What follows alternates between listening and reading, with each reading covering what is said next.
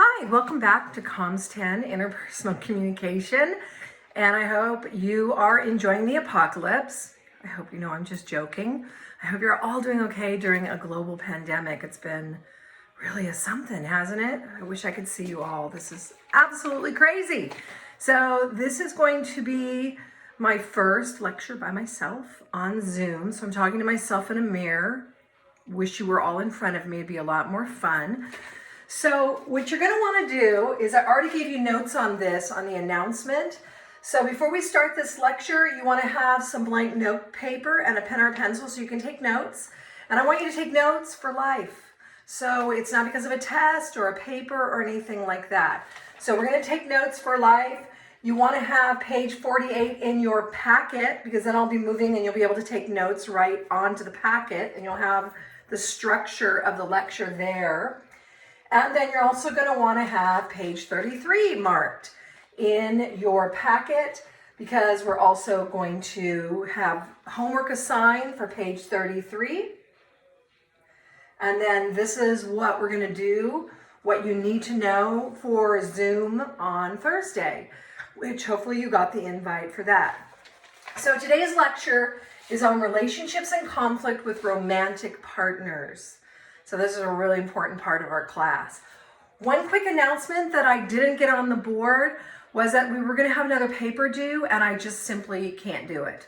So you're not going to do it either. So make sure you show up to the next two Zoom sessions on the 7th and then on the 14th, those two Thursdays. And then the one on, I believe, the 21st, which would have been our final, will be optional, just to talk about whatever you need to talk about. It will be a real short office hour instead. So in order to get your last assessments done, you need to show up on Zoom this coming Thursday, which would be May 7th. And then you need to be on the next Zoom, May 14th. So mark those two things on your calendars. Okay, so the first thing I want to tell you is just go over some of the research that's been done and how you take notes for life. In our regular class, I have these wonderful little magnets, and you take notes on all of this, and then you write what's most important to you on the magnet. And then I hope that you'll put it somewhere in your life. So you might want to think about doing that after we do this first part about the most important notes on lovers and romantic partners. Okay, so the first thing that I want you to take notes on paper, your own notes. The first thing is that falling in love is easy, but staying in love takes work. So I know I've talked about this before, but this whole idea of happily ever after is really a misconception, because the happily ever after takes lots and lots of work. So I know we have people in our class who have long-term marriages and long-term relationships. And at this point, I want you to speak about the components that you really think make that work, but just pretend we were able to do that. Okay, one of the interesting things, one piece of research looks at that when you're married with children, you have less satisfaction in the relationship, but you have more stability over time. So a lot of people stay because of the children. Sometimes after the children leave, then you get a divorce. Sometimes while the children are still there, people get a divorce. And a lot of times people create a new relationship after the children leave. And you have to kind of rethink your relationship. It's not about being parents anymore. Okay, one of the things research shows in how you value another person, there are 3 ingredients. This is something you might want to write down if you ever hope to have a very long-term relationship. So they all start with L. So these are the 3 ingredients of a happy long-term relationships. Lust. And again, it could just be passion for each other. There are asexual couples. People have different sexual needs and desires that cannot match in a partnership. Next, you should have laughter. I'll never forget when my parents were alive, married for almost 60 years. I think they were 1 month shy. And my mom thought my dad was the funniest human being. So my sister and I would sometimes roll our eyes at his corny jokes. But my mom giggled every single time. So they had the same sense of humor. So lust and laughter. And the final one is loyalty. That you really put that person above all others. You don't talk behind their back. You don't backstab them. You don't do any of that. So if you have those 3 ingredients, then it looks good for you. Okay, this is Dr. Art Aaron, and he's a psychologist, and he did research and observation of 100 newlywed couples.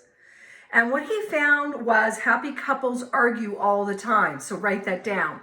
Happy couples argue all the time.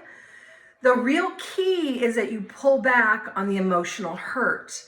So you don't say, you're a complete asshole, excuse my language, or a bitch. You can say that playfully, but not in a mean way. So one of the things that he saw in happy couples is that they show affection even while discussing a problem. So that there's still some sort of an affection there during the connection. Okay, research of heterosexual couples. Men are attracted to physical appearance, fertility. Women are attracted to ambition and social status because they'll be more respected by their peers. And you know what? I will be sharing LGBTQ plus couples next week. And we have some really interesting research to look at that as well. Okay, couples, this is also Art Aaron. Couples who have been married 40 plus years together and still have a very vibrant in-love relationship have 2 components. The first one he calls capitalization. There's no room on the board. Capitalization. CAPITALIZATION, capitalization. And this is where you really care and get excited about what your partner wants in life. So when something goes really well at work, or they win the poker game with their friends, or they find a hobby that they're really loving, or they have an amazing weekend with their guy friends or their girlfriends from high school, and you're just really, really excited for your partner. You want them to do well. You want them to be happy. So it's capitalization. So it's like you're investing your resources into making the other person happy, not just the 2 of you and not just yourself. The second component is excitement. So you want to have novel things to do, just like on the happy video that we watched, doing things in novel ways. So happy couples have things that they're looking forward to. So they have little excursions, camping, places they want to go to, fun activities, a new restaurant, but there's lots and lots of excitement. So some of you maybe are figuring this out on Zoom. We're having a family variety show most Fridays, or it's Friday and family game night. So actually during these times where my life is very much the same, barn chores, horse chores, farm chores, work on school stuff, that's only a little bit. But then I have Friday nights and I get really excited about that. I'm even getting excited now when the handyman comes by because it's just, somebody interesting to talk to. Nothing there. Okay. So you want to make fun and exciting things happen together. I'll never forget, my parents had a huge sheet of paper on the back of one of their guest room doors. And it was this huge bucket list of everything they wanted to do together. It was all of their travels. And as they got older, they started to get through most of it. And my sister and I would start writing things on the bottom. We wanted to add things. We wanted them to stay around, and they stayed around for a good long time. Okay. So another thing that Dr. Art Aaron found was he did this experiment where he had couples fill out a marriage or couple satisfaction form. How happy are you right now in this relationship? And they would fill that out. And then he would take the couple and he'd have them play a really silly game where they were tied together and they had to get on their hands and knees and they had to roll something up and over an obstacle course, and it was completely silly.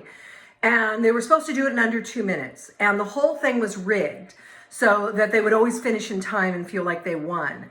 And then he had them redo the relationship satisfaction study, and every couple went up and felt more satisfied just by doing 5 minutes of something really fun and silly together. So you want to do that. You want to have, fun Taco Tuesday. Ooh, today's Cinco de Mayo. Happy Cinco de Mayo. So you want to do something fun and exciting together. So 5 minutes of a fun activity will change a couple's perception of satisfaction. Okay. They reported more love for each other afterwards than previously, and it changed their reports again of satisfaction. So, I mean, I would take a note of that to keep things fresh, okay. Okay, what we're going to talk about next week is Dr. John Gottman. But one of the things he says is the most important thing in relationships is to make conflicts constructive. Make sure it's not just bickering back and forth, or you're not just kind of being passively aggressively mean at the other person, that you're actually sitting down on a conflict and you're trying to fix things is what you're doing, or sending a text or an email, however you want to do it. I love this last one. Emotions are always right and real for the person feeling them. So you don't want to ever say to a person, don't be angry. Oh my gosh, don't cry. Okay, well, that's an emotion. That's kind of like you telling me don't have a headache. Well, I have a headache. There's nothing I can do really right now. So you telling me not to have a headache does not make the headache go away. So I have to do my own process to get rid of the headache. I need to close my eyes or get some rest or drink some more water or eat a banana or get away from whatever's stressing me or take some Advil. So I have to figure out what works for me. 5 minutes of meditation, same thing. So please don't tell people not to have feelings. It's a body response. The other part is that you want to take responsibility for your own feelings. So I don't like the term, you're making me mad, you're making me angry. Okay, I'm having angry feelings about what you just said. I need to just step away and kind of think about what's coming up for me. Okay, so the second one's better than the first one. Okay, so when someone's having an emotion, one of the biggest things in conflict resolution and conflict management is having curiosity. So I'm exactly like a lot of you, is I will have a defensive response like, oh my gosh, how did I hurt your feelings again? That's not what you don't want to do. So I want to be curious and I want to say, tell me more. So you look really upset about what I said. Can you tell me more about how you're responding to that and what's coming up for you? Okay. And one of the biggest, I'm going to save you $150 right now for marriage counseling. One of the things that you could be asked to do in marriage counseling is to have a date night, which a lot of couples do, but there's a hitch. You want to have a date night where there's no complaints or criticism allowed of each other. You can only say positive things, and that's going to be a lot more difficult than you think. So that's something else to think about. Okay, I'm going to move on to where you have lecture notes in your packet. So relationships with romantic partners, page 48 or around 48. So it looks like this. So this is something that you had an announcement on to get this ready. So I have it on page 49. Some packets have it on page 48. So if you could get there, woo-hoo. Okay, here we go. So now I'm on, it says on the top, relationships with romantic partners. I do not have an overhead, a computer program that I can show you, so you need to follow along at home. Okay, so the first on the top, you'll see that it says halo effect. So one of the things we do, that if we find somebody really, really attractive, then what happens with the halo effect is called the beautiful is good effect. So if we give somebody one good trait, like being really, really attractive, then without even thinking about it, I can give you other traits, like I can trust you, or you're also going to have a good personality. And how many of you have found somebody that you found at first really, really attractive? How many of you found out in pretty short order that they weren't very trustworthy? Me too. Yeah. So you might have noticed this, that sometimes you meet someone and you don't find them that attractive.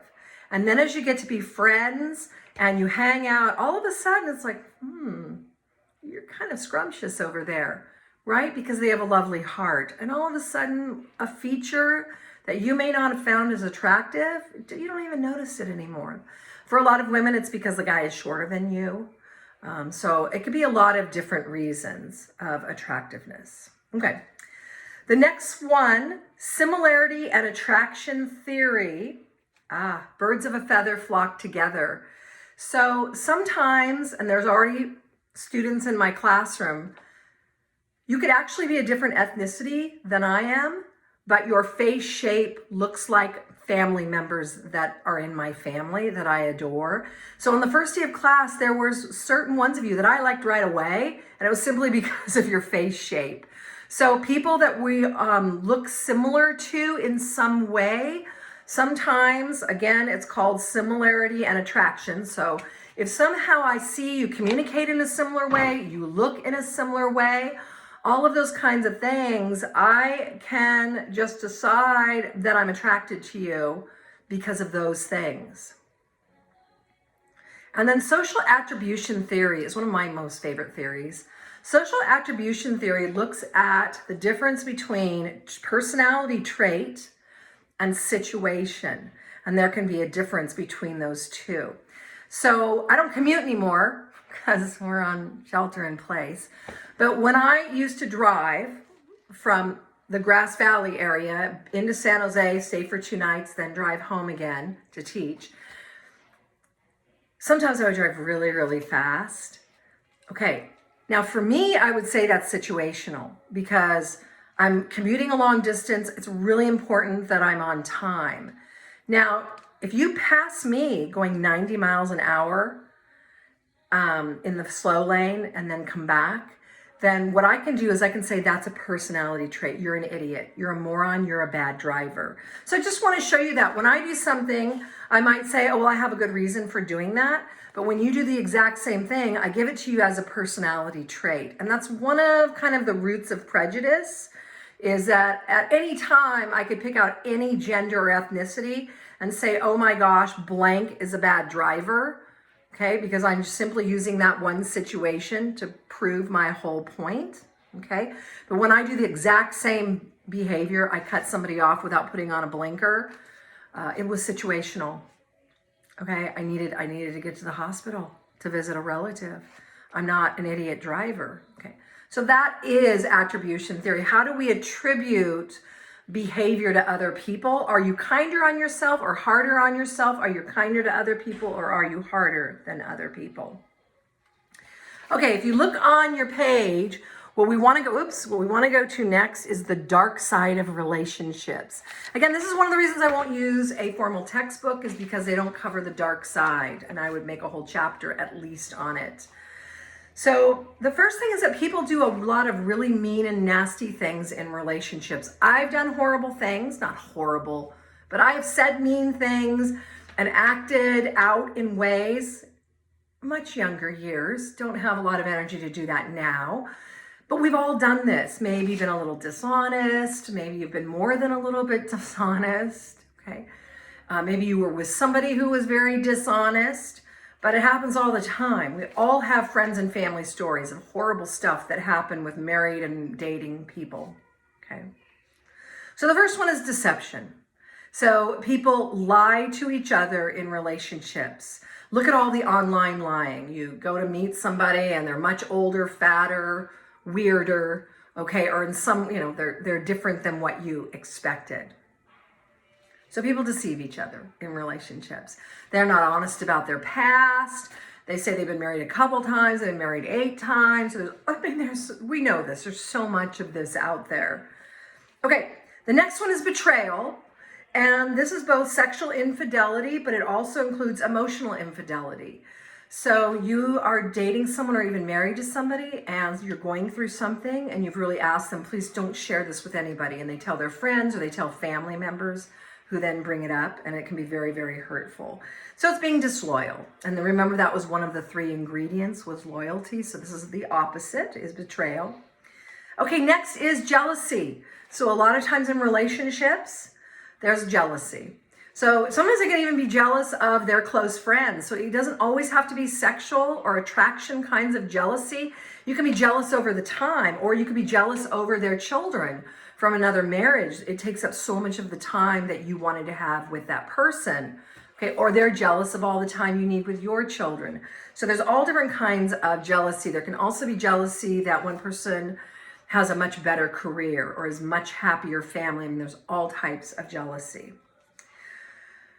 Okay, relational intrusion is the next one. And relational intrusion is usually when friends and family are getting involved in your relationship. So sometimes your family doesn't like the person you're dating. They just don't like it. Now, if you have a lot of family members and these family members really love and care about you and they really know who you are, I would listen to that. My family's always been right. So when my family hasn't been really thrilled about somebody that I'm dating, you know, I'm all in love and I'm not seeing it. Oh, my family's seeing it. And they have always been right. So you got to decide if you trust your friends and your family. Oh, my friends also didn't like, there were two guys, but my friends and families didn't like them either. So, you know, that's relational intrusion. Now, it can go the other way. Sometimes your family adores somebody you're dating. So maybe that, you know, you don't see yourself as this is not a lifelong partner, or maybe you're not sure where this relationship is going. But your parents or your sisters or your brothers, they're like, oh my gosh, this is a great guy. You need to keep this girl, this gal, this female, this person, okay, whatever it may be. Okay, next on the list is violence. And we know there's violence in love relationships. And an abusive partner will usually first isolate you from other people. So usually abusive partners will not like your family, not like your friends. They'll usually try to move you away, usually into their own house or into a new apartment. And so they try to move you away. Again, they're moving you away from your support systems. And next, in violent relationship, they'll use power to control you. So it might just be verbal abuse or psychological abuse. You know, you'll never get find someone as good as me. No one else will love you as much as I love you. Or they have control of the household, or they say, you know, move into my house and I'll take care of you. But then they kind of get control of the money and they want to give you only little bits of money and decide where you go and where you're going to all eat. These are all signs. And next, you'll have, they'll use emotionally abusive language. And usually this happens pretty soon in a more mild way, but they get really angry and will say, you fucking bitch. And it'll just be, wow, you know, you just didn't bring a napkin or something for them to the table.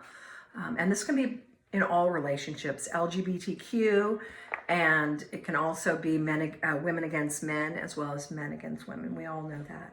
Okay, next, there's a lot of addiction in marriage and in relationships. And I've heard that during the pandemic, people are using more substances and those kinds of things. I'm probably watching a little too much Netflix. Okay. But there's so much addiction out there. You can both be addicted together. One person can have a much stronger addiction, but this is a huge part of relationships and being honest in a relationship. Okay, wedging.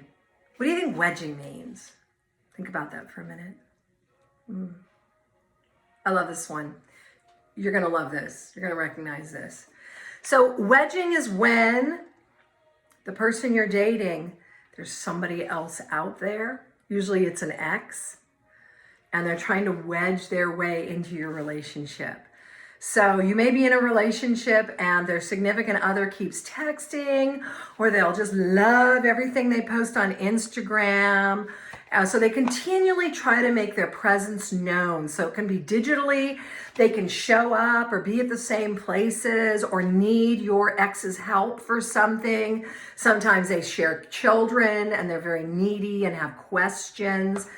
So most of us recognize wedging kinds of behavior, and maybe you've been a wedger in the past, something to look at. Okay, and then there is, of course, stalking. I'm laughing. It's really not funny. And I remember when I was in graduate school back in the 90s, there was not laws in a lot of states yet about stalking. Now we have laws against stalking. So there's there's everywhere from doing a little bit Facebook stalking on exes. Now, come on, don't you do this. I do it once in a great while. Kind of just check out. I wonder what an ex is doing, how open their profile is, kind of poke around a little bit. maybe you won't admit it, to, following people around, showing up, trying to take the similar classes. I had a student who had an ex that continually took the same classes she did in a comms major. So again, it's another really dark side of relationships is stalking behavior. Okay, down at the bottom, and this is really important to note, is that all relationships have rewards and costs. This is actually called social exchange theory. All friendships, all relationships have some costs and some rewards. Sometimes the costs are maybe your friend takes a lot of listening to, or maybe, you're the one who always has to buy stuff because you have a lot more money than they do. So there are costs. Sometimes, sometimes people have personality quirks. This is for me in my life. And I know I'm very quirky too, is I have to have patience sometimes with other people. And I know my family and friends have to have a lot of patience with me. So sometimes that's the cost. Sometimes it's personality differences. Remember the Kersey-Myers-Briggs? Sometimes, they're late all the time. You're always on time. Or they're always so on time. It just stresses you out. You just don't want to always have to be exactly at the exact moment they want you to be there. So all relationships are a give and take, whether it's a love relationship or a friendship. And then there are rewards in relationships or you wouldn't have them. So sometimes it's because you love being with such an attractive person, or the sex is so good, or they have a lot of money, or hopefully it's because they have great personalities and they're good people. And hopefully a lot of my friends, they make me laugh. And probably the number one for me is that I feel like I can really be myself, my complete goofy self around them. And they already know it, so I don't have to be embarrassed and I can be my real self. So all relationships have costs and rewards. Even the worst relationships we've ever been in, if we look back, you have to ask yourself, what were the rewards? And sometimes it's a little depressing. For me in my very worst relationship, the reward was I really wanted to be married and I wanted to have a child. And I started to get a feeling he really wasn't a good person. He was very controlling of me and he had lots and lots of money. And so the reward was I bought into the fantasy of who he told me he was. And then I would see these signs that he really wasn't that person. So the reward at one time was kind of this vision of the future. Like I was going to have this amazing horse farm and children and just teach part-time. I was going to have this fabulous life. And what I found out was the person that I was dating was a very wounded person and would be very, very mean to me verbally. And so I got myself out of there. I should have been out probably a year before when I actually got out. Okay. So there's 3 types of relationships that we'll look at next time. A healthy relationship with a good person, an unhealthy relationship, but it was a good person. So this is so important to look at because sometimes, not that guy I was talking about, I had a boyfriend named Joe who we are still friends. He's just an amazing person. Sometimes it just didn't work. It just didn't work. So he was a very regimented person. He wanted, Chinese food on Thursday nights. He didn't ever want to have a lot of change in his life. And I like some things scheduled, but then I like to have spontaneous adventures. And that just really threw him. So we're still friends. It was an unhealthy relationship. It got to the point of being an unhealthy relationship, but he's still a good person. I feel like I'm a good person. Okay, and the last one is an unhealthy relationship with a toxic person, or maybe you're both toxic. So maybe you were the toxic person or you were dating a toxic person. And it's really important to look at this and to forgive yourself because there were rewards. There was something that you wanted. So there was something there that you really, really wanted that gave you a reward that had you stay. And this is true for even abusive relationships. Okay. Oh, good. We did those. And hopefully you followed the notes. So what we're going to do on Thursday is I'm going to have a Zoom session. And here's what you need to have ready for the Zoom session. You need to read pages 35. Oops, I'm off camera. 35 to 37. Oh, go back. Sorry. Stay with me. Okay. Imago theory. So there's a form you need to fill out that looks like this. I have this on page 33.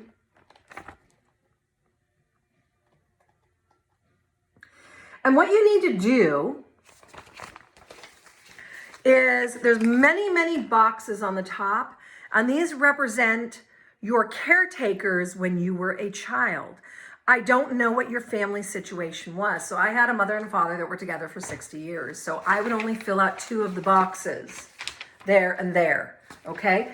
And what I want to do is write in mother and father, and then at least 10 under each one. 10 positive characteristics of my mom, how I would describe her, and 5 to 10 things that are negative. What was difficult for me as a child, my mom's personality. And then for my father, what were the positive things about his personality and his communication? And then what were some of the negative things? So everyone has positive and negative, including me, including you, including everyone. Now you have many boxes because maybe your parents divorced. So you had a mom and a dad, and your mom got married twice, and those 2 stepdads helped raise you. Or maybe you had a mom and a dad, okay, mother, father, but then your mom moved in with your sister, your aunt, and your grandmother, and those 3 women raised you. So those would be on the top, and then if your father was still in the picture, your dad would be down here. So you have to write positive and negatives for all those people. If you were raised solely by a single mother or a single father, how many boxes would you fill out? Yep, 1. So you need to sit down and think of who were my primary caregivers from, let's say, the time you were born through adolescence, through your teen years. Who was there? So some of you may have to photocopy this if you were in foster care and you had lots of different foster parents. These are people who had influence on you for your childhood and your upbringing. Okay. Down here, you want to pick your number 1, or some of you may have had 5 significant love partners. So this is people that you felt like you were in love with. So when you were around this person, you had a physical reaction. So your heart would beat faster. For me, I can't put words together. I stumble over my words if I really am attracted to somebody. So you want to write both the positive and the negative for that person. And don't wuss out. If you're in a love relationship right now, you need to do this. And you know it'd be really ideal if you've been in a long-term committed relationship or marriage, you need to fill this out and have your parent fill it out. Your partner. Have you fill it out and then have your partner fill it out on who raised you in your childhood. And then the positive and negatives of your partner now. Hopefully this isn't going to be too judgmental. So I have extra boxes, and then there's a whole different form. Some people like a more free written form, so you don't have to do both of these. Do one or the other.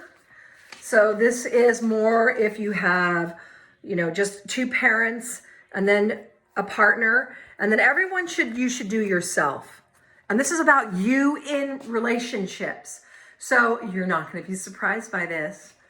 But one of the ways I can be really difficult in a relationship is I can overanalyze it, because you know what? I'm a professor of communications and I teach a lot of interpersonal communications.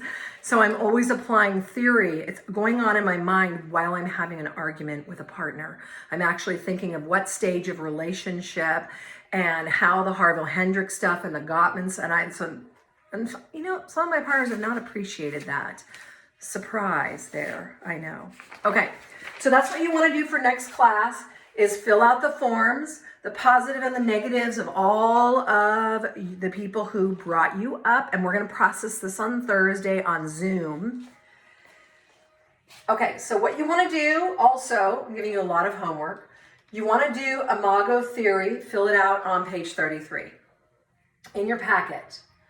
And in your packet, you want to read page 35 to 37.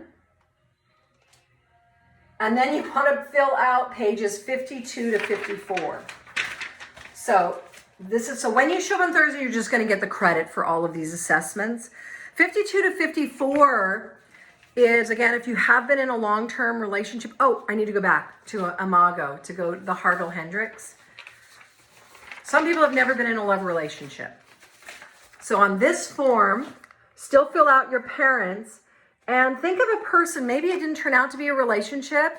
Maybe it was somebody you knew that you hung out with and you never told them that you actually had a crush on them. So you want to fill this out, their positive and negative, their characteristics. So we're looking for people that you had kind of that in love hit from. So I don't want you to use somebody from, a TV series that you had a crush on. I want this to be a real live person. Okay. Sorry, jumping around. Here we go. So Imago Theory, page 33, this form. Fill that out for Thursday. Read pages 35 to 37. It looks like that. It says marriage repair kit. Oops. We'll be talking about that. And you want to fill out pages 52 to 54. There are two separate creating healthy relationships. So you are in a healthy relationship and you check all that apply. You are in a healthy relationship when, so it could be your current relationship, a past relationship you want to look at. And then you go, you are in an unhealthy relationship when you or your partner, and then you check all that apply. And then there's another page. You check all that apply and you total both. Now, this is not something I'm going to give you the scores on. So you can tell if you've checked a lot on healthy relationship, that's good. And if you've checked a lot on unhealthy relationship, more than 2 or 3, that's not good, okay? Then what you want to do on the other page is simply circle all that apply. So it's another check sheet on if you are in a healthy or in an unhealthy relationship. I keep these for life. Nice and handy. Okay. So you're going to want to fill that out. And then we have a Zoom class this Thursday on May 7th from 11 to 1 p.m. And this should all be on an announcement to you as well. So if you have any questions, I'll see you on Thursday. And we will have our Zoom class, and hopefully you followed along. Have a great day. Bye.